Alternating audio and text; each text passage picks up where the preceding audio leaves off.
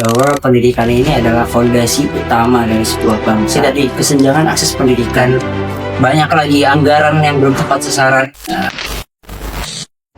Halo semuanya, kembali lagi di Paradox episode 2, podcast yang bukan sekedar bunyi tapi awal dari sebuah revolusi.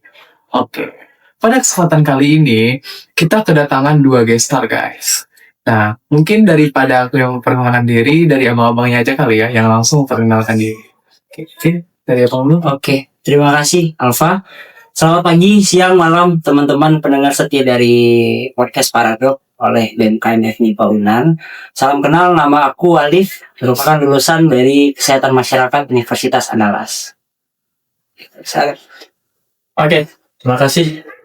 Halo teman-teman semuanya, perkenalkan nama saya Diki Fernando yang pada saat ini merupakan mahasiswa aktif semester 7 Fakultas Matematika dan Ilmu Pengetahuan Alam Universitas Andalas. Dan kebetulan juga saya dimanahkan pada saat ini sebagai PLT Gubernur BMKM FMIPA UNAN. Oke, pada malam hari ini aku berkesempatan sebagai host. Dan sebelumnya, sorry banget kenalin nama aku Dodi Alfayed, aku bisa dipanggil Alfa. So ya guys. Oke, pada episode kali ini kami mengemban sebuah tema yaitu tentang pendidikan. Kami sedikit membaca kembali ya, membaca ulang antara harapan dan kenyataan. Kenapa sih kami pengen banget nih membahas tentang pendidikan? Karena kita lihat pendidikan Indonesia saat ini itu udah tergolong di kategori miris ya teman-teman. Karena berdasarkan data dari PISA atau Program International of Student Assessment tahun 2022, kita itu masuk ke 10 peringkat terbawah dari 89 negara guys. Nah, yang menjadi faktor kenapa sih aku bilang miris? Karena yang paling utama deh itu masalah kualitas guru. Nah, kalau misalnya teman-teman pernah dengar atau sering dengar nih, guru itu kan pekerjaan paling mulia ya. Tapi Indonesia memberikan gaji dengan sangat bercanda. Nah, yang kedua itu masalah infrastruktur. Kita ngelihat di berita-berita yang udah di-up media manapun, kalau infrastruktur di sekolah-sekolah itu kurang memadai banget guys. Terus yang ketiga itu masalah kesenjangan kualitas antara sekolah-sekolah di perkotaan dan sekolah-sekolah di pedesaan sendiri. Oke, biar lebih jelasnya banget nih, mungkin kita bisa tanya-nanya ke Bang Alif atau Bang Diki sebagai pengamat publik yang mengenai pendidikan gitu. Langsung aja kita dengar pengamatan dari Bang Alif. Dari Bang Alif, boleh nih Bang? Langsung masuk aja. Bismillah, Assalamualaikum warahmatullahi wabarakatuh. Salam kenal teman-teman. Ya, aku Alif tadi dikenalin ya sebagai seorang lulusan Kesmas yang alhamdulillah juga pernah ikut berpartisipasi ya, khususnya untuk mengamati bagaimana persoalan-persoalan mungkin yang ada di lingkungan sekitarku khususnya mengenai pendidikan. Nah, pertama ketika aku baca judul kita kan adalah membaca ulang nih pendidikan antara harapan dan kenyataan. Nah, ketika kita melakukan refleksi kepada dunia pendidikan, maka kita harus melihat kembali apa yang direncanakan dan apa yang terjadi pada hari ini. Nah, berbicara pendidikan, mungkin kita sepakat bahwa pendidikan ini adalah fondasi utama dari sebuah bangsa gitu. Dengan adanya pendidikan, tentunya kita mampu untuk mewujudkan yang bangsa yang baik, bangsa yang kokoh, bangsa yang kuat, mungkin sesuai dengan konstitusi bangsa kita.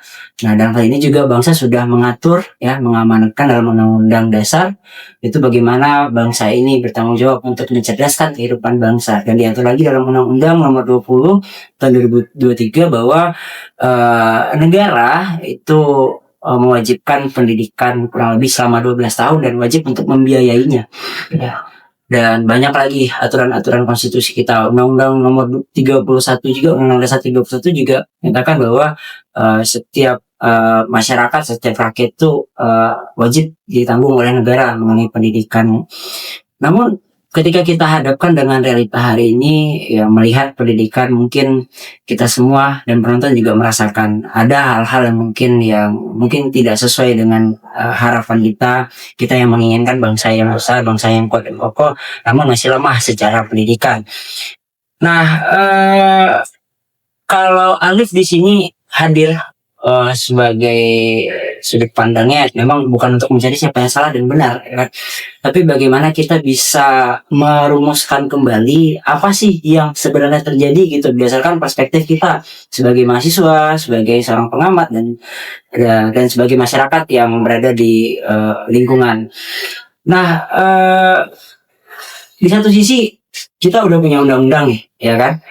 Dan kita juga punya cita-cita yang mulia, bagaimana anak-anak Indonesia mendapatkan akses pendidikan yang layak. Namun kenyataan itu banyak sekali ketimpangan-ketimpangan, ya kan?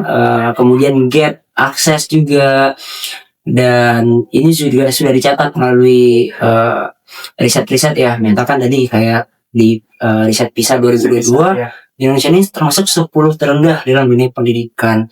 Dan juga kita pernah membaca di Badan Pusat Statistik menyatakan bahwa harapan lama sekolah anak Indonesia itu hanya sampai kelas 8 atau 8 tahun.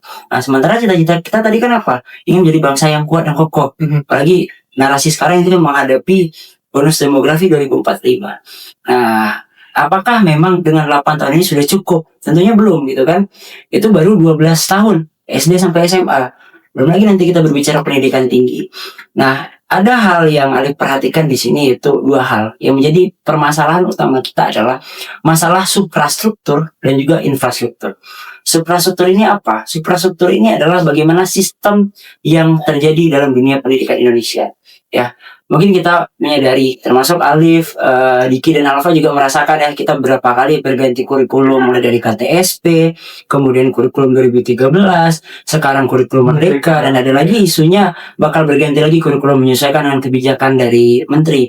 Nah, tentunya kita sepakat ya kalau apakah ada pembaharuan dalam setiap sistem ini, namun kenyataannya apa? Kita hanya seperti sedang mengganti baju aja gitu, tapi tidak membereskan yang dari atas sampai ke bawah, ya kan? Dan ya hari ini tahun 2024 terakhir saya baca, setidaknya di satu tahun itu ada 3,3 juta anak yang putus sekolah. Nah, tentunya perubahan kurikulum ini cukup disayangkan, karena ketika kita lagi sedang penyesuaian adaptasi dengan kurikulum satu, tiba-tiba udah berganti lagi. Nah, jangan sampai kurikulum ini hanya sebagai konten gitu kan, namun tidak dengan kesiapan sistem kita.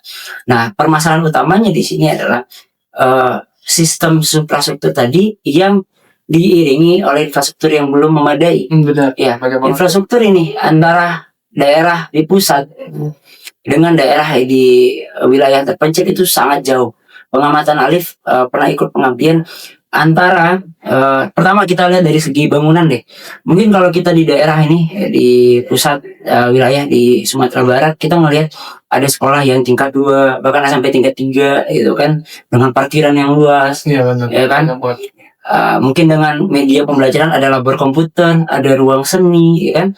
Bahkan ada juga ruang konselingnya gitu. Sementara ketika kita di daerah terpencil, mungkin itu bisa dibilang nihil atau mustahil gitu. Mungkin yang ada ruang kepala sekolah yang merangkap dengan ruang guru, lalu ada ruang kelas yang cuma 6, ataupun pernah yang paling miris itu cuma 3 aja ruang kelasnya. Alhasil siswa itu bergantian, ada shift pagi dan shift siang. Nah, tentunya kalau secara kesehatan ya kita baca itu pasti akan berbeda energi yang dihasilkan ketika masuk pagi dengan masuk siang, ya kan? Nah, dan banyak hal yang perlu kita amati, khususnya bagi Alif di bidang pendidikan dasar. Setidaknya ada 10 permasalahan nih. Mulai seperti tadi, kesenjangan akses pendidikan. Ya, akses ini kita bagi 2 tadi, infrastruktur dan infrastruktur. Kemudian ada kualitas guru yang belum merata. Hari ini masih kita yakini guru ketika mendapatkan penugasan di daerah terpencil mungkin masih akan berpikir sebanyak 2 kali. Apakah ketika mereka ke daerah terpencil itu akan mendapatkan akses pelayanan yang layak gitu kan? Ya, walaupun kita menyadari juga pemerintah sudah memberikan effort terbaiknya dengan memberikan tempat tinggal yang layak, kemudian memberikan insentif tambahan gitu kan. Namun secara pribadi individu guru masih memikir ulang gitu. Takut nanti belum bisa memberikan kontribusi yang baik ya kan, karena perbedaan kebudayaan mungkin dengan yang di wilayah tertinggal gitu. Kemudian kesejahteraan guru rendah, walaupun masih ada sekarang insentif dan sebagainya, tapi ternyata itu belum mencukupi ya. Mungkin biaya dari lokasi asal ke lokasi penempatan mungkin belum mencukupi antara kebutuhan dan permintaannya di sana. Kemudian masih minimnya pelatihan peningkatan guru khususnya di daerah-daerah terpencil. Mesti harus ke pusat kota dulu untuk mendapatkan sertifikasi gitu kan, yang alhasil itu juga akan mempengaruhi bagaimana secara pengetahuan maupun psikis dari seorang guru gitu kan. Yang ketiga, sarana prasarana ya kan. Mungkin kalau kita di kota khususnya di SD itu ngerasain bisa main bola gitu kan, main bola kaki ada semuanya sarana, tapi ketika di daerah mungkin untuk satu bola itu bisa untuk bola basket, bola kaki, bola voli gitu kan. Dan banyak lagi anggaran yang belum tepat sasaran. Ini kan efek dari birokrasi kita yang lemah juga sebenarnya. Kemudian di pendidikan dasar ini banyaknya ketimpangan sekolah negeri dan swasta gitu. Karena kalau negeri itu ke atasnya adalah kementerian, kalau swasta ini kan yayasan. Sementara kalau di yayasan ini itu pengelolaan pure dari mereka gitu. Mereka tahu yang mana untuk peningkatan pengembangan dan mereka bisa langsung eksekusi. Sementara kalau di negeri ini kan mereka harus dibuatkan dulu semacam kajiannya, naskah akademiknya baru disampaikan gitu kan, melalui birokrasi yang naik ke atas sampai ke kementerian. Dan terakhir memang banyak perbedaan antara riset dan inovasi pendidikan. Nah, mungkin inilah efek mungkin gagalnya kita dalam memaknai teknologi tadi. Dan di sisi lain Alif juga cukup beruntung hidup dan besar di lingkungan Gen Z dengan teknologi sekarang ya. Banyak juga guru-guru yang sudah mulai proaktif nih dengan media, mulai dari media pembelajaran, metode pembelajaran yang sudah mulai aktif, sehingga partisipasi peserta didik untuk datang ke sekolah itu juga cukup meningkat ya. Karena mungkin adik-adik merasa kalau kita besok datang sekolah, ibu gurunya memberikan belajarnya asik loh, kita sambil bermain gitu kan. Oke, karena kita udah mendengar pembahasan dari Bang Alif tadi, ada baiknya nih kita juga ngedengerin nih pandangan umum terkait pendidikan dari Diki. Oke, ini dari Diki ke sini. Oke. Mungkin sebelumnya sebelum kita bahas secara detail atau kompleks terkait permasalahan pendidikan ini, mungkin kita mengenal dulu secara umum pendidikan itu bagaimana. Mungkin kalau mengenal secara untuk pendidikan ini pendidikan itu merupakan suatu sektor utama lah, menjadi fondasi utama suatu bangsa gitu, untuk pendidikan suatu bangsa. Jadi untuk pendidikan ini nanti itu akan berhubung dengan pola pikir seorang manusia. Nah, jadi apapun dalam bentuk tindakan atau apapun itu perilaku atau berpikir dari seorang manusia itu berawal dari pendidikan. Jadi bicara soal pendidikan secara konstitusional untuk negara Indonesia itu mudah ditetapkan untuk anggaran itu sebesar 20% untuk pendidikan. Nah, jadi bisa dibilang 1/5-nya APBN itu buat pendidikan aja. Tapi itu bukan hanya pure untuk pendidikan ke sistemnya aja atau penjaminan mutunya saja, tapi emang ada untuk pengalokasiannya buat gaji guru ataupun tunjangan guru nantinya. Nah, mungkin nanti kita akan bahas juga terkait permasalahan pendidikan yang sering terjadi di dunia perkuliahan gitu. Jadi kita bahas seperti yang disampaikan tadi oleh saudara Alif terkait pendidikan itu sudah dijamin oleh negara selama 12 tahun, baik sejak dari SD, SMP sampai SMA gitu. Nah, jadi untuk permasalahan utama dari pendidikan itu seperti yang disampaikan tadi, ada yang namanya infrastruktur dan suprastruktur. Salah satu contohnya yang saya ambil itu yang sering saya amati gitu, di mana daya minat dari pelajar itu sangat berkurang dari tahun ke tahunnya ini. Namun secara kita lihat dari pemerintah itu telah mengalokasikan untuk anggaran itu mengalami peningkatan terus-menerus dari masa ke masa gitu. Itu sangat disayangkan.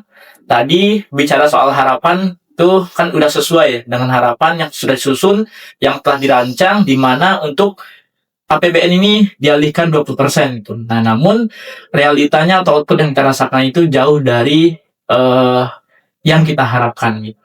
seperti yang kita lihat tadi bicara soal dia minat belajar gitu.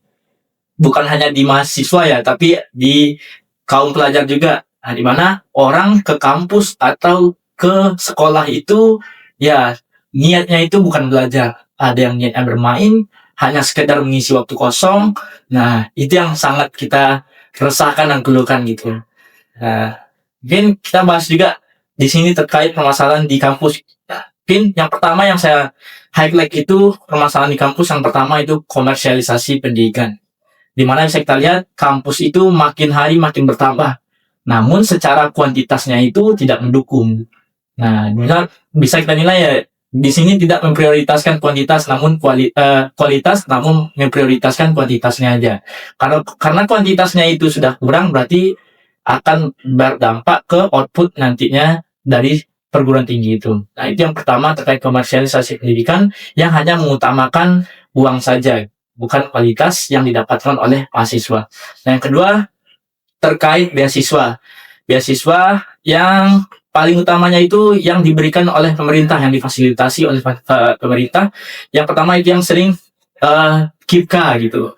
Nah, permasalahan yang sering baik kita dengar dari Instagram, TikTok gitu, bisa kita lihat untuk penerimanya itu banyak yang salah sasaran gitu. Nah, sangat kita miriskan di mana tujuan itu kalau bicara KIPKA itu untuk orang-orang yang kurang mampu. Nah, bisa kita lihat mana bobroknya pemerintahan kita dalam mengatasi untuk pendataan sosial dari masyarakatnya sendiri gitu. Mana bisa diubah atau diakali untuk status sosialnya, makanya dia bisa lolos untuk KIPKA. Saya juga berpengalaman, bisa kita lihat ini bukan pengalaman yang saya amati di media saja gitu. Ada juga yang kita lihat dari teman saya atau apapun itu penerima KIPKA itu malah hidupnya itu hedon gitu. Nah, berarti kan sangat salah sasaran, sangat salah tujuan dari yang dirancang oleh pemerintah yang seharusnya emang untuk alokasi anggaran itu difokuskan untuk pendidikan gitu. Untuk harapannya yang penerimanya itu bisa menikmati sarana dan prasarana apapun itu untuk mendukung pendidikannya. Selanjutnya nanti kita membahas juga lebih dalam terkait banyaknya mahasiswa yang putus kuliah. Nah, bicara tentang di Fakultas MIPA aja dulu di Universitas Andalas. Banyak dari sejak maba itu dari tahun ke tahun banyak yang melapor kalau ada yang pengen putus kuliah karena yang pertama permasalahannya tidak menerima KIPKA, yang kedua karena biaya pendidikan yang mahal dan tidak sesuainya UKT yang diberikan oleh kampus terhadap dia sendiri. Nah, nanti kita akan bahas secara konteksnya atau detail, atau nanti ada pandangan juga dari Alif atau Alfa sebagai mahasiswa juga terhadap masalah yang telah saya sebutkan tadi. Kembali Kak. Nah, setelah kita dengar tadi dari Alif yang masalah pendidikan ya secara umum yang emang kelas 1 sampai 12 yang bagaimana tentang kualitas guru tadi gitu ya, masalah infrastrukturnya, kesenjangan akses segala macam, saprak. Terus juga kalau kita mendengar dari Diki tadi itu udah masuk ke ranah tingkat atas juga gitu. Nah, Kak, di sini menariknya tidak hanya kualitas guru aja, tapi kualitas murid. Semakin menurunnya murid-murid ya, yang minat belajarnya tuh kurang, menurun, dan kita tuh susah gitu. Sebenarnya salahnya tuh di mana sih? Gitu. Apakah emang seperti yang aku sebutin tadi gitu, atau ada hal-hal yang belum terlihat nih secara subjektivitas? Nah, sekarang tuh Bang, sebenarnya aku tuh pengen banget deh ngebahas satu faktor terbaru nih dari Menteri Pendidikan sekarang. Nah, dari programnya Pak Prabowo sendiri, itu tuh ingin menganggarkan namanya Sekolah Garuda. Nah, sedikit nih yang aku pahami terkait Sekolah Garuda. Ini tuh sekolah unggulan yang didirikan di pusat ya tentunya. Sekolah-sekolah unggulan ini sebenarnya udah banyak guys, dan kayak ya sebenarnya yang kita tahu tuh seperti Sekolah Taruna. Nah itu kan nantinya yang memang apa ya, memang unggul sekali dan keluar dari sana bisa jadi orang-orang instansi kan. Nah, sekolah unggulan ini lebih kurang. Tapi kenapa sih harus sekolah unggulan? Kenapa sih harus sekolah Garuda gitu? Kenapa kita nggak yang membentuk dulu gitu, membentuk hal yang sudah ada menjadi lebih baik gitu daripada terus-terusan membangun sekolah yang gimana ya, rasanya hal-hal yang tertinggal tuh udah nggak diurusin lagi. Ini kita nih fokusnya sama yang baru gitu. Nah, mungkin kalau dari pandangan aku kayak gitu ya, karena berdasarkan juga berita yang terjadi mungkin 2-3 bulan yang lalu, ada sekolah SLB dari pokoknya sekolah daerah yang itu tuh digusur. Nah, sekolah itu digusur yang rencananya itu akan dibangun sekolah Garuda ini, guys. Nah, dan dari itu sebenarnya masih banyak nih dari guru-gurunya, dari murid-muridnya itu nggak rela banget sekolahnya digusur untuk sekolah unggulan tadi. Dan lagi-lagi apakah sekolah yang ada akan ditinggalkan gitu ya? Nah, mungkin boleh langsung aja kita dengar sesi pembahasan sekolah Garuda versus sekolah yang udah ada ini ya. Apakah bakal jadi lebih baik atau malah menambah ya, boleh Pak Alif. Oke, thank you Alfa. Menarik ya, sekolah Garuda. Mungkin kalau ketakutan kita dulu saat sekolah, ada kesenjangan nih antara sekolah unggulan dengan sekolah biasa, ya kan? Yang mana kita berpikiran, kalau sekolah unggulan nih keren nih, ya kan? Kalau sekolah biasa ya mungkin kita apa adanya aja gitu. Namun kalau dari sudut pandang Alif, melihat sekolah Garuda ini sebenarnya 50-50 juga gitu. Ada sisi positif dan ada sisi kurang tepat ya gitu. Bukan negatif tapi kurang tepat gitu. Kenapa? Kalau secara positif memang ini sesuai dengan harapan dari Presiden Prabowo gitu. Bahwasanya dengan adanya sekolah Garuda ini kita siap untuk mencetak generasi unggul gitu kan. Yang mana lah nanti orientasinya mungkin untuk ke instansi ya kan, mungkin untuk lebih memudah lagi melihat ataupun menetapkan lah inilah kira-kira yang akan bisa dilanjutkan pendidikannya untuk mendapatkan fasilitas yang cukup juga gitu. Namun mirisnya adalah ya betul, kita rencana mau ganti baju nih, tapi kita lupa untuk membersihkan badan kita gitu. Itulah kurang lebih analogi yang tepat hari ini gitu. Karena masih banyak hal-hal yang mesti perlu diperhatikan lagi gitu. Nah, masalahnya hari ini penerapan antara sekolah Garuda dengan sekolah yang lain itu sangat jauh sekali ya. Walaupun ada iming-iming nih, kan sekolah Garuda ini ada dua hal nih. Yang transformasi, yang mana itu sekolahnya udah ada, kayak mungkin sekolah berbasis taruna gitu kan, yang diberikan kurikulum lebih meningkat atau pengembangannya gitu kan. Nah, ada yang kedua itu memang dibangun dari nol gitu. Nah, kaitannya adalah ketika kita ingin membentuk suatu hal pembaharuan, tentunya kita juga harus selesai dulu dengan permasalahan sebelumnya. Dalam hal ini adalah ketimpangan akses tadi gitu kan.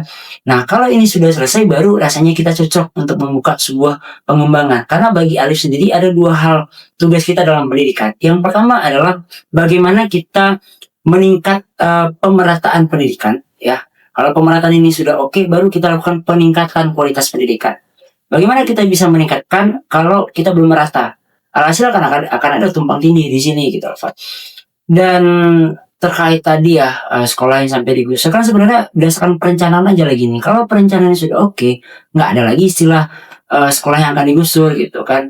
Apalagi sekarang jangan kalah sebelum adanya Garuda lah, sekolah-sekolah unggulan yang dulu kita kenal mungkin ada di Padang ini sekolah rintisan internasional gitu kan. Itu kan sudah secara pengembangan mungkin oke ya gitu, kita sudah bisa. Namun secara pemerataannya bagaimana gitu, teman-teman yang masuk ke RSIB dengan yang sekolah di daerah itu seperti apa dari sudut pandang dan sebagainya. Alhasil ya kita hanya memutar siklus ya itu saja gitu. Sementara yang kita harapkan kan semua masyarakat Indonesia ini dijamin oleh konstitusi ya untuk mendapatkan pendidikan yang layak gitu. Ini itu dari aku sih. Nah, setelah kita dengar tadi nih pengamatan dari Bang Alif, itu bener banget guys. Jadi kita tuh tibanya kita mau ganti baju nih, tapi kita lupa ngebersihin diri. Berarti kan ya kita ganti baju tetap dalamnya kotor ya buat apa ya kan. Nah, mungkin yang nggak kalah serunya ya, terkait pembahasan ini, kita dengar juga deh dari Diki gimana nih terkait pandangan tentang sekolah Garuda tadi. Apakah ini memang jadi harapan gitu ya? Oke, boleh Diki. Oke, bicara soal sekolah Garuda ya. Ibaratnya itu muncul suatu kompetitor yang baru gitu. Karena dulunya itu untuk yang sering dipermasalahkan itu antara sekolah negeri dan sekolah swasta. Namun ada kompetitor baru yang datang dengan membawa nama sekolah Garuda yang langsung jadi program unggulan dari pemerintah saat ini gitu. Mungkin saya bicara mungkin terkait adanya kompetitor yang baru ini sekolah Garuda. Mungkin kalau dari saya itu akan munculnya dualisasi pendidikan gitu.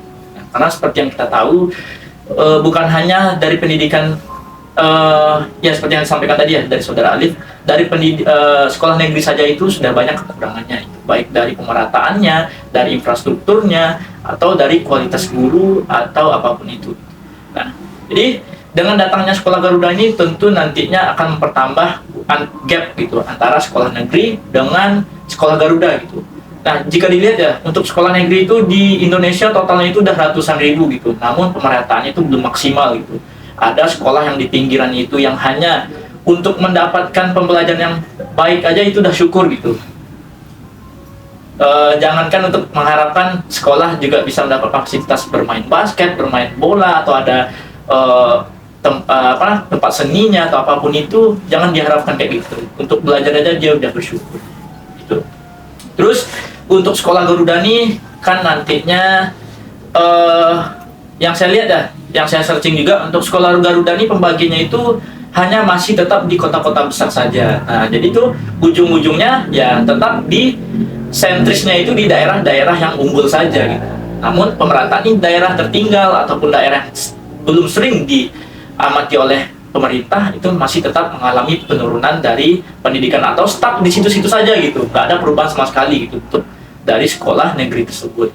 Nah, terus untuk sekolah Garuda ini tentu dari sistemnya itu dibedakan juga. Seperti yang kita lihat, isu-isu yang belakang ini sering dibahas itu terkait zonasi gitu. Nah, berarti kalau untuk sekolah negeri masih dibatasi oleh zonasi daerah gitu untuk peserta didiknya sesuai dengan domisili dia masing-masing. Sedangkan dari sekolah Garuda memiliki privilege yang lebih dibandingkan negeri, yaitu soal fleksibilitas. Nah, jadi untuk pemilihan siswa tentu diambil dari orang-orang unggulan dari tiap-tiap daerah gitu. Nah, jadi kalau kita bahas ya, homogenasi pelajar itu penting juga loh. Karena antara adanya si pintar atau yang lebih diunggulkan dengan yang kurang diunggulkan, itu penting untuk bergaul satu sama lainnya. Karena itu mendukung juga dari kualitas yang kurang unggul tadi gitu. Kalau akhirnya orang-orang unggulan tadi ditarik ke pusat semuanya, jadi bagaimana nasib orang-orang daerah terpinggir gitu. Nah, jadi udahlah dia dari fasilitas tidak mendukung, dari segala penjaminan mutu tidak mendukung, ditambah juga dari orang-orang sekitarnya itu tidak mendukung juga. Jadi itu makin banyak permasalahannya dengan datangnya si kompetitor baru tersebut. Nah, terus berbicara soal itu juga ya, dari beban anggaran nanti ujungnya itu akan ada juga impact-nya. Karena berbicara terkait beban anggaran itu berarti pengalokasian itu nanti akan bercabang lagi gitu.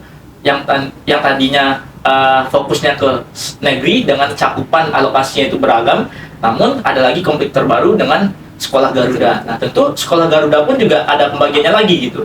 Karena dari sektor sarana dan prasarana pasti lebih diunggulkan dong sekolah Garuda dibandingkan dengan sekolah negeri biasa gitu. Baik itu dari fasilitasnya bisa kita lihat, mungkin lapangan basketnya lebih luas atau lebih keren, atau lapangan bola lebih bagus, itu belum ya bino kan gitu. Nah, itulah untuk sekolah Garuda ini mungkin dari Diki itu ibaratnya datang suatu kompetitor baru. Nah, jadi untuk sekolah negeri ini dapat saingan baru, dapat dibilang juga bisa jadi dianaktirikan oleh pemerintah, karena kan pasti tujuannya didirikan sekolah Garuda ya pasti diunggulkan kan outputnya gitu, karena pengen dari regenerasi pemerintah itu datangnya dari sekolah yang diunggulkan tadi gitu.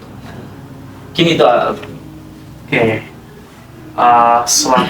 Semakin panas ya rasanya masalah kita malam hari ini.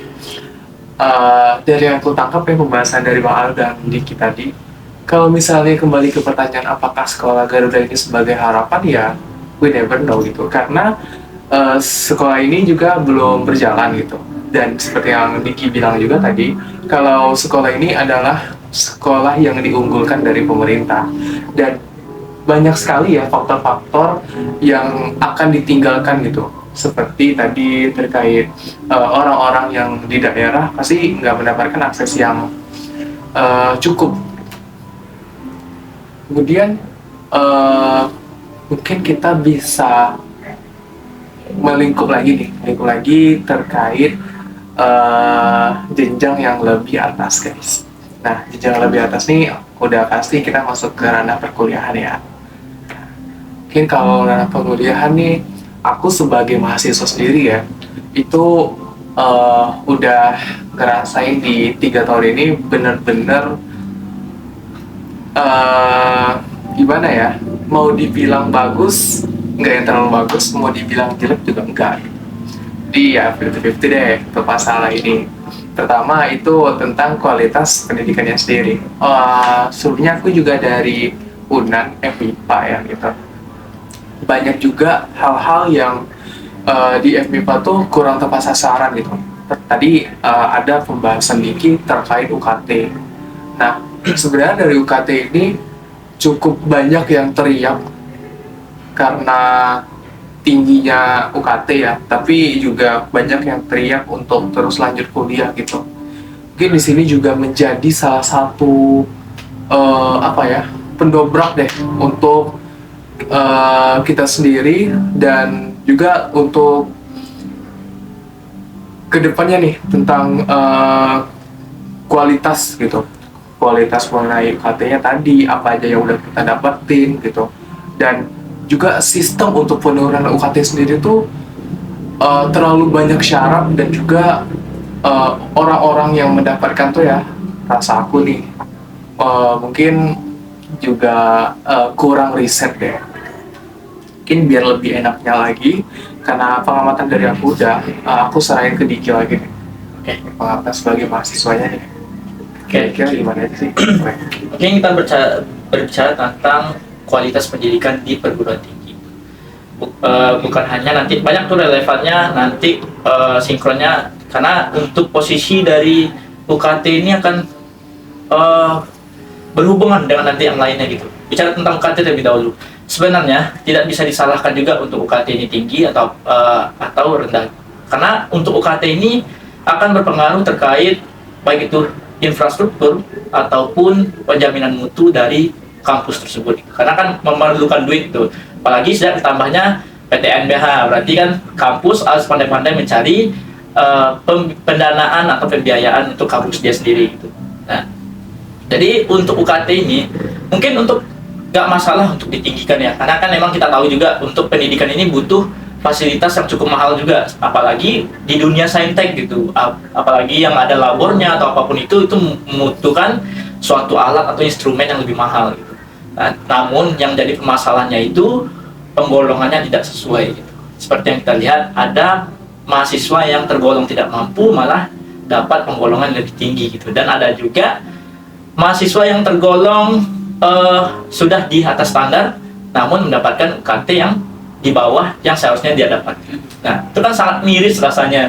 Nah, karena gimana ya, melihat teman-teman dengan masalah UKT itu, teman-teman kayak gitu udah berjuang demi pendidikannya gitu, karena mereka pengen, karena faktor pasti pendukungnya faktor keluarga ya, karena pengen dia menyenangkan orang yang ada dia senangkan di rumah, yaitu baik itu orang tuanya atau adik-adiknya, atau bisa jadi dia itu sebagai role model di keluarganya gitu. Nah, namun karena ada permasalahan UKT ini, banyak yang putus kuliah gitu, itu kan sangat disayangkan. Mungkin untuk solusinya gitu ya, nggak masalah untuk penaikan UKT itu, namun ya penggolongan itu coba dimaksimalkan lagi atau dicoba ditata ulang lagi gimana nya, dan kalau bisa itu disurvei secara maksimal. Nah, kita kalau hanya melihat secara data seperti yang saya sampaikan tadi terkait KIPKA itu, untuk pendatang sosial itu masih bisa diakali oleh masyarakat umum gitu. Karena ada yang namanya orang dalam gitu. Nah, dia di situ bisa diakal-akali. Karena saya berpengalaman juga kan melihat orang-orang seperti itu nggak sesuai antara apa yang dilaporkan dengan realitanya. Karena yang dilaporkan dia hidup dengan kesejahteraan yang kurang, namun dia memiliki gaya hidup yang hedon gitu kan. Itu kan rasanya saya miris kan melihat teman-teman saya yang, karena kan saya merupakan awardee juga gitu. Karena kan ada teman-teman saya juga yang kurang mampu yang berjuang dalam dunia pendidikan gitu. Namun seharusnya yang bisa itu jadi hak milik dia, namun diambil alih atau dicuri oleh orang lain yang rasanya udah mampu untuk membiayai pendidikan dia sendiri itu. Nah, itu sangat disayangkan lah. Oke, setelah kita dengar tadi nih pembahasan dari Diki. Nah, mungkin lanjutnya biar lebih agak mendetail banget nih. Kita fokusannya ketiga deh. Pertama itu terkait kualitas pengajar, ya otomatis itu dosen. Terus yang kedua itu terkait ekonomi nih, perekonomian di kampus sendiri. Yang tadi kita dengar ada masalah PTNBH, masalah kuantitas yang kita mengejar uang gitu ya. Terus yang ketiga itu masalah sosial budaya. Nah, menarik kan? Karena menarik, kita langsung aja nih dengerin langsung dari Bang Alif ya, alumni juga nih dari Fakultas Kesmas. Boleh Bang? Oke, terkait dengan pendidikan tinggi ya. Oke, kalau kita spesifikkan sesuai yang sampaikan Alfa tadi, ekonomi, kemudian pengajar ya kan, dan juga sampai ke sosial budaya. Kita perlu memahami juga bahwa di dalam kehidupan perguruan tinggi itu ada beberapa aspek, mulai dari akademisi dalam hal ini mungkin adalah dosen ya, kemudian mahasiswa sebagai lokomotifnya kampus nih, mahasiswa nih. Yang ketiga Kendik juga ya kan, yang keempat ini adalah lingkungan ya. Berbicara permasalahan dari sisi apa dulu lah ya, kita bahas ekonomi lah ya. Ekonomi, kalau tadi dari singgung sama Diki ya, kita hari ini dihadapkan dengan istilahnya aktivis ini sekarang adalah komersialisasi pendidikan. Bener. Ini kan adalah buntut dari ketidakmampuannya perguruan tinggi dalam mengelola keuangan. Ya, ada 3 nih jenis perguruan tinggi. Yang pertama PTN BLU ya kan, perguruan tinggi negeri berbadan layanan umum ya kan. Ini yang kalau secara aturannya mereka sederhananya itu masih dibantu lah pemerintah nih ya kan. Ada yang PTNBH yang ini pure secara otonominya itu mereka bisa melaksanakan. Yang ketiga PTN Satker, ini mungkin kayak akademi ya kan, akademi kepolisian, militer ataupun sekolah tinggi ya yang berbasis kedinasan. Kalau kita sederhanakan untuk pembahasan PTN ya, karena kalau untuk PTS insya Allah ini kan di bawahnya yayasan ya kan. Ya, itu otomatis tuh bagaimana nanti kebijakan dari apa. Nah sekarang pengen Alif highlight ini adalah mengenai PTN ini, perguruan tinggi negeri. Dari segi ekonomi ya itulah karena ketidakmampuannya kampus, tidak hanya di kampus kita ya, bahkan di se-Indonesia juga, tapi tidak secara menyeluruh, karena ada beberapa kampus mungkin yang oke secara pengelolaan uangnya, mereka punya badan usaha masing-masing gitu. Iya, karena ketidakmampuan mereka dalam mencari funding, akhirnya apa? Yang menjadi efek dominonya adalah kepada mahasiswa dengan UKT yang dinaikkan mungkin, ya kan? Bahkan kemarin di bulan Maret 2024 kita rame isunya UKT ini naik, khususnya di UNAN naik 2 level, gitu kan? Nah itu kan gara-gara mungkin kampus kita belum sampai ya untuk membuka layanan. Mungkin hari ini ada Pertamina, gitu. Mungkin kedepannya kita harapannya memang ada ya dari rektorat kita bisa membuka hal-hal yang bisa rasanya dikembangkan di Universitas Andalas.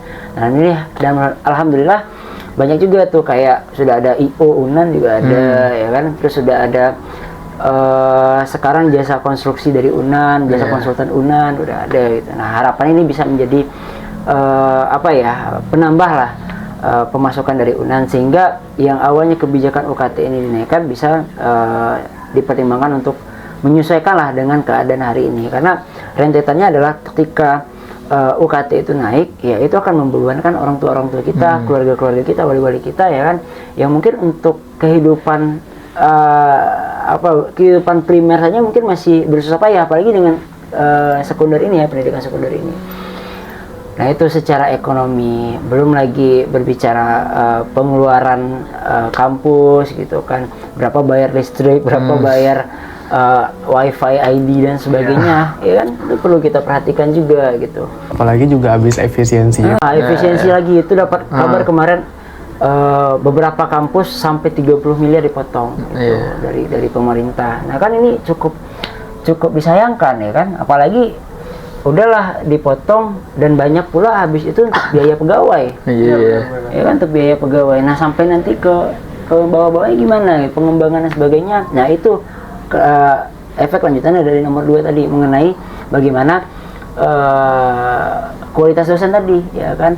Kita sadar bahwa di kampus-kampus ini nggak ada yang istilahnya dosen itu ecek-ecek. Dosen memang sudah punya niat baik untuk mengabdi, mengajar, ya kan, dan juga diberikan tanggung jawab. Contohnya kayak dosen itu 1 tahun itu harus menyelesaikan 2 kali penelitian, 1 kali pengabdian masyarakat.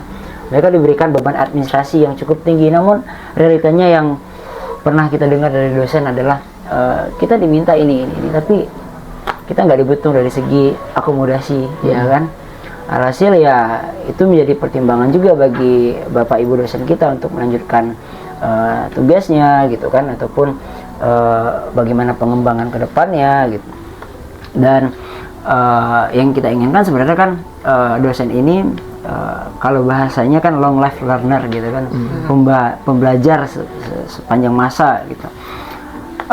Iya, kita juga harus mendukung bagaimana dosen ini naik secara strata pendidikannya. Mungkin yang sehari ini diterima S2 diberikan kesempatan untuk S3, dan alhamdulillah di kampus kita sendiri sudah banyak yang diberikan kesempatan untuk S3. Nah tugas kita sekarang adalah bagaimana kita bisa memberikan sebuah masukan, saran itu agar yang awalnya mungkin cuma 5 orang sekarang bisa jadi 10, besok bisa jadi 15 gitu kan, agar semua pemerataan itu bisa dapat, dan harapan kita bahwa kualitas dosen yang baik itu juga dapat terrealisasikan. Dan yang ketiga mengenai sosial budaya. Nah permasalahan di sosial budaya ini ya kalau kita libatkan dengan 4 unsur tadi, ini lebih concern di 2 hal. Yang pertama mahasiswa, yang kedua itu tendik gitu kan. Kalau di segi mahasiswa ya, apalagi sekarang kita sama teman-teman organisasi ya kan, permasalahannya adalah rendahnya minat partisipasi ikut organisasi gitu kan. Itu kan karena 3 hal gini. Mahasiswa itu diberikan 3 pilihan hari ini kalau berdasarkan pengamatan Alif. Pertama, mereka mau kerja. Yang kedua, mereka mau ikut magang, MSIB ataupun program unggulan lainnya. Yang ketiga, mereka organisasi. Nah, inilah strukturnya. Pasti yang menjadi orientasi pertama itu adalah ekonomi, yang mana sangkut pada adalah untuk mencukupi biaya pendidikan. Mereka ada kerja part time, ya kan. Kalau misalnya rasanya itu sudah terpenuhi untuk biaya pendidikan, mereka mencari pengalamannya yang ada benefitnya nih, ikutlah MSIB, ikutlah MBKM, ya kan. Sampai yang organisasi ini hilang. Nah itu dari segi sosial budaya permasalahannya. Yang dari Bapak Ibu Tendek gitu kan, kadang ya memang masih kita dapatkan informasi, cerita, curhatan gitu kan, yang mana Tendek ini masih belum mendapatkan haknya sebaiknya gitu kan. Ya wajar lah namanya bro ya, kalau kita misalnya nggak dapat logistik yang cukup, bagaimana kita bisa bekerja secara optimal, ya kan. Makanya saya nggak juga menyalahkan kalau Bapak Ibu Tendek sedikit kewalahan dengan tugasnya ya, dari 9 to 5 itu, belum lagi hal-hal di luar itu yang perlu mereka beresi gitu kan, belum kehidupan pribadi mereka, ya kan. Sementara tantangannya sekarang mahasiswa pengen cepat semua, ya kan, pengurusan birokrasi semua pengen cepat, ya pengurus di akademik di biro semua pengen oke, pengen cepat selesai gitu. Nah itulah permasalahan sosial budaya yang harus perhatikan di pendidikan tinggi, dan banyak lagi hal-hal lain yang sekiranya memang ini adalah bentuk dari harapan yang tidak sesuai dengan realita. Oke, tapi kan Bang, dari beberapa hal yang Abang sebutin tadi, berarti kan begitu banyak kayak tekanan dari kampus. Pengen banget tuh, kita tuh ngejar yang namanya, kemarin tuh lagi hot-hotnya tentang World University. Iya kan, World Class ya. Nah, sedangkan nih, setelah tadi masalah UKT lah, masalah yang udah diefisiensi gitu kan, dan korupsi juga. Iya, nah bener banget tuh, bener banget. Aduh, itu mungkin aku tip dikit ya masalah korupsi nih. Ya. Mohon maaf ya Pak Rektor ya. Tersebut nih masalah ini nih. Nah itu kan banyak hal-hal gelap lainnya juga gitu yang nggak bisa kami bahas langsung gitu ya. Kalau berdasarkan mungkin kita coba bahas terkait ini deh Bang, isu orang lokal yang di Unan gimana? Ya gak sih? Itu tuh kayaknya juga lumayan lagi hot-hotnya tuh di kampus. Betul. Oke, aku jawab dulu ya Diki nanti nambahin ya. Ini tadi aspek keempat yang Alif sebut. Ada dari pihak dosen, ada dari pihak mahasiswa, ada dari pihak tendik ya, dan ada dari pihak lingkungan. Mungkin sedikit ya memberikan sudut pandang dari Alif terkait dengan permasalahan mungkin ya, yang dalam hal ini mungkin kita bahaslah mengenai kantin-kantin kemarin ya, yang sesuai instruksi dari pihak kampus segera di relokasi gitu kan. Namun realitanya belum sampai sekarang belum ada gambaran mau dipindahin kemana nih barang gitu kan. Ya sebenarnya ini kembali lagi kepada komunikasi dua pihak ya. Ketika rektorat ingin memindahkan mungkin kantin ataupun lapak dari masyarakat lokal, ya tentunya perlu pendekatan persuasif ya, perlu di penyampaian juga gitu. Oh ternyata sudah ada nih pendekatannya ya, kita juga harus memastikan juga dari pihak masyarakat ini apakah sudah sesuai ya pemindahan itu dengan apa yang sudah mereka dapatkan. Contohnya kayak gini, ketika bapak ibu kita mendirikan lapak mungkin di gedung B ya kan, atau di gedung C ataupun di DPR misalnya kan, di dekat auditorium, ya pasti akan berbeda dong dari segi income-nya mereka dapat ketika mereka dipindahin ke belakang farmasi misalnya gitu kan, ataupun ke dekat koperasi mahasiswa, pasti akan beda dong gitu kan. Nah segi lain juga harus memperhatikan juga bagaimana aspirasi dari mahasiswa ya kan. Kalau biasa kita kuliah di gedung B, gedung C, gedung A gitu kan, tiba-tiba kantin kita nggak ada lagi, harusnya kita harus pergi jauh lagi nih jemput ke sana. Nah, akhirnya apa ya, pertama ekonomi menurun, yang kedua mahasiswa juga akan merasa tertahan gitu dari segi konsumsi logistiknya gitu kan. Nah itu makanya dari dua sudut pandang itulah bagaimana antara rektorat dengan masyarakat sekitar tuh harus saling berkoordinasi, berkolaborasi gitu kan. Kalaupun ada pembaharuan ya saling secepatnya dikonfirmasi ya kan. Kalau enggak ya seperti kemarin lah, sampai ada gugatan lah dari komunitas anak nagarinya gitu. Kita nggak bisa menyalahkan juga, karena ya mungkin pada saat leluhur itu tanah leluhur mereka gitu kan, tanah orang tua mereka gitu. Ya bagaimana kita bisa saling menghargai sih sebenarnya, menghargai antara masyarakat lokal dengan kampus sebagai penggerak juga di sana. Kita menyadari dengan adanya kampus ekonomi lokal juga tergerak gitu. Itu pun sebaliknya, masyarakat daerah juga mendapatkan keuntungan dari adanya kampus tadi di lokasi mereka gitu. Itu sih dari Alif. Oke, dari Diki ada nggak? Oke, mungkin kalau bicara tentang dampak terhadap lingkungan ya, ya benar. Mungkin itu emang dari sisi positifnya itu kan benar, karena dari ekonomi sendiri itu akan berpengaruh ke lingkungan sekitar itu, baik dari apapun usaha yang dibukanya dari warga lokal atau akamsi lah bahasanya gitu, warga sekitar kampus apapun itu bakal berpengaruh ke ekonominya, dan pertumbuhan ekonomi pun dan perputaran uang pun juga maksimal di sekitar kampus nantinya. Namun juga ada sisi negatifnya yang sering jadi permasalahan itu. Banyaknya juga kadang akamsi itu atau warga sekitar yang melakukan hal-hal keji juga, seperti pungli, mahasiswa yang sering dipungut secara tiba-tiba. Misal yang sering nih kaum perempuan nih, karena tahu perempuan itu takut ya karena diancam atau apapun, itu sering dipungut secara liar dalam bentuk uang gitu, fresh money gitu. Nah itu kan salah satu bobroknya masyarakat sekitar terhadap pendukungan dunia pendidikan gitu. Nah selanjutnya itu juga ada tuh misal ada berbagai proyek yang ada dalam pengembangan kampus di lingkungan di dalam kampus gitu. Namun juga ada warga lokal yang minta kayak ibaratnya jatahnya gitu, jatah premannya, atau ada juga jatahnya misal, atau ada pendistribusian suatu barang-barang proyek itu. Kadang juga dari sopir-sopirnya itu juga dipajak gitu, karena dia merasa ada jatah mereka gitu terhadap pembangunan dari kampus tersebut. Nah juga permasalahan terakhir yang sering saya lihat itu banyaknya juga seperti yang kita lihat ya, dari sarana dan prasarana itu yang mengalami ya bisa dibilang pencurian lah gitu. Ini bukan bisa menuduh secara langsung ya, itu dilakukan oleh warga lokal atau warga sekitar kampus. Nah, tapi ya sebagai masyarakat yang ada di sekitar kampus itu harus mendukung secara penuh, karena ini bukan wilayah yang digunakan sebagai untuk berbisnis atau apapun, tapi itu yang digunakan untuk sebagai pendidikan gitu. Nah, itu kan sebagai masa depan juga, untuk mendukung masa depan bangsa ini dan anak-anak dari mereka juga nantinya yang akan melanjutkan pendidikannya di sana nantinya. Itu berarti harus didukung secara penuh gitu. Itu kalau dari Diki. Oke, kita masuk ke sesi terakhir lagi ya. Oke,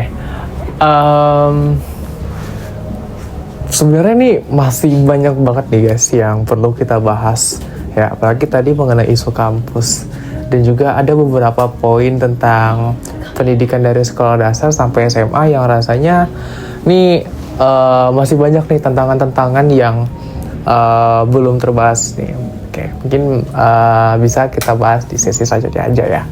Oke, kalau misalnya aku sedikit menarik kesimpulan nih, tadi mengulik kembali dari awal banget yang kita bahas tadi, masalah pendidikan di Indonesia ya, yang secara umum yang dari kelas 1 sampai kelas 12 nih.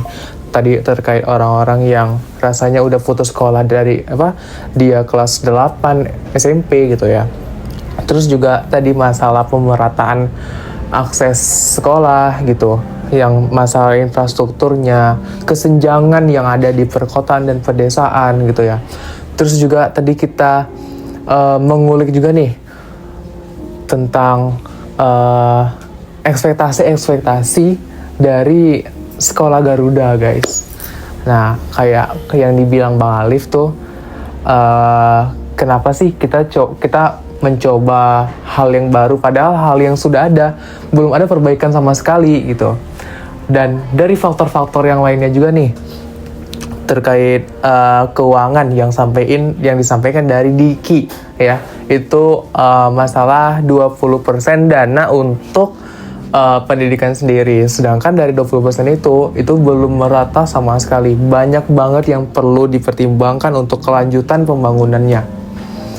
Terus juga kita juga masuk ke ranah tingkat kuliah gitu ya, yang udah kita dengerin tadi nih dari aku, dari Bang Alif, dari Bang Diki gitu ya, masalah tadi UKT gitu, pemerataan yang belum gimana ya, masih membuat orang-orang tuh teriak gitu. Terus tadi yang kedua itu masalah PTNBH, yang dimana kampus tuh lebih mementingkan kuantitas ya dibanding kualitas.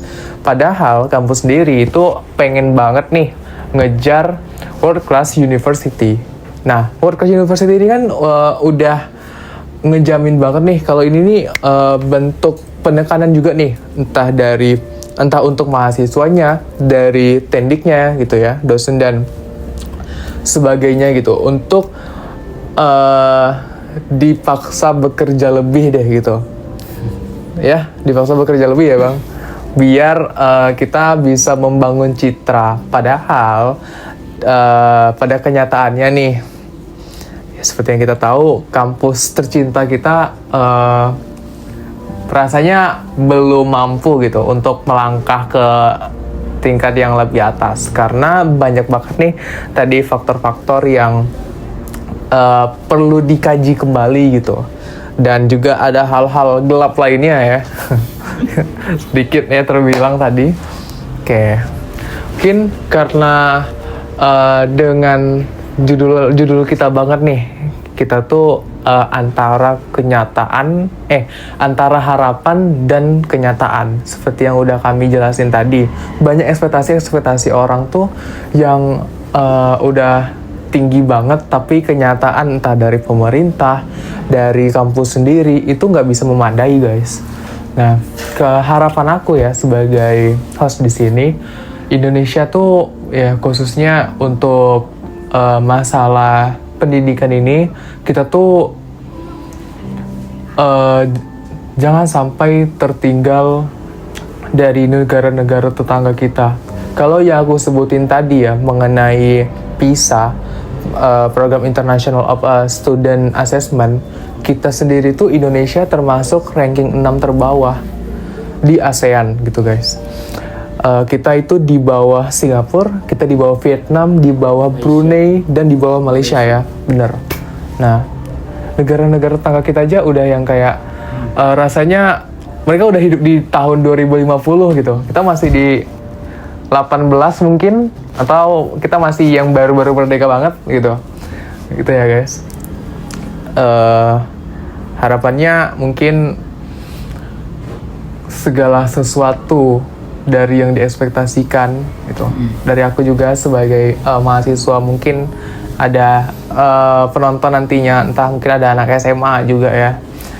Kita bisa menjadi bangsa yang tidak tertinggal deh masalah pendidikan, karena menurut penilaian PISA tahun 2026 nanti itu bakalan yang ditonjolkan masalah sains, matematika. Kira-kira kita tuh udah sampai di tingkat mana sih gitu untuk pelajar-pelajar, dan juga tadi masalah kualitas guru dan juga yang dibahas Diki terkait kualitas murid-murid sendiri. Ayo guys, kita bisa lebih semangat lagi gitu. Kita nggak bisa terus-terusan mengekspektasikan dari pemerintah, tapi kalau dari diri kita sendiri tuh nggak bisa gerak juga gitu. Kalau dari aku sih, mungkin kalau dari Bang Alif gimana? Oke, mungkin ini udah sampai ke tahap penghujung juga ya. Nggak kerasa ya. Iya, nggak kerasa nih. Ya itulah miris teman-teman ya. Kalau di awal kita berpendidikan ya untuk mencerdaskan kehidupan bangsa, ya sementara sebelum kita cerdas saja kita sudah disaring dulu. Ya, kita sudah dieliminasi dulu secara alam ya, gitu kan. Kasarnya kalau bahasanya kalau nggak ada duit ngapain kuliah? Baik kerja, ya kan. Kemudian kita diharapkan ketika sudah berpendidikan kita bisa menyejahterakan keluarga. Tapi kenapa realitanya kita harus merelakan kesejahteraan keluarga kita? Dalam hal ini mungkin ya orang tua kita harus bekerja 2 kali lebih ekstra untuk membiayai pendidikan. Nah, ini adalah tanggung jawab kita bersama. Karena apa? Karena kita mahasiswa khususnya itu berada di 3 unsur sekaligus. Kita adalah mahasiswanya, kita adalah bagian dari akademisi, dan kita adalah masyarakat. Nah, oleh karena itu kita lah sebagai generasi muda ini bagian dari perubahan untuk kedepannya. Karena apa? Karena memang ya pendidikan itu adalah jurang antara janji dan realitas, dan jurang itu tidak akan menutup untuk diri kita sendiri. Nah, oleh karena itu Alif ingin menutup satu kalimat tegas. Jika pendidikan bertugas untuk mencerdaskan bangsa, maka bangsa pun harus berani mencerdaskan pendidikan. Mungkin itu dari Alif. Alfa, bolehlah dari Diki kita minta juga. Oke, dari Diki. Oke, mungkin udah sampai di sesi terakhir. Seperti yang dibilang Alfa, kondisi pendidikan kita itu sudah di tahap darurat, sudah sangat-sangat miris gitu. Dan secara dilihat secara ASEAN saja terlebih dahulu gitu, kita sudah jauh berada di negara-negara tetangga di bawah malahan gitu. Seperti yang kita lihat kilas balik ya, bagaimana kondisi pendidikan Indonesia itu pernah di masa-masa jayanya, di mana dari Malaysia yang berada di saat ini di posisi atas kita, dulu itu pernah ngeimpor guru dari kita gitu. Nah, karena saking bagusnya kualitas dan kuantitas dari guru kita dahulu gitu. Namun pada saat ini mengalami penurunan, padahal dari anggaran yang dialokasikan itu terus meningkat dari masa ke masa. Nah, itu tidak tahu permasalahan itu dari mana, karena untuk permasalahan ini tidak bisa kita salahkan hanya dari pemerintah saja, namun juga banyak segala aspek yang perlu kita perbaiki gitu, baik itu dari siswanya, mahasiswa, tenaga pengajar, tenaga pendidiknya, itu harus diperbaiki semuanya. Dan juga seperti yang disampaikan dari Saudara Alif tadi, birokrasinya pun juga diperbaiki gitu.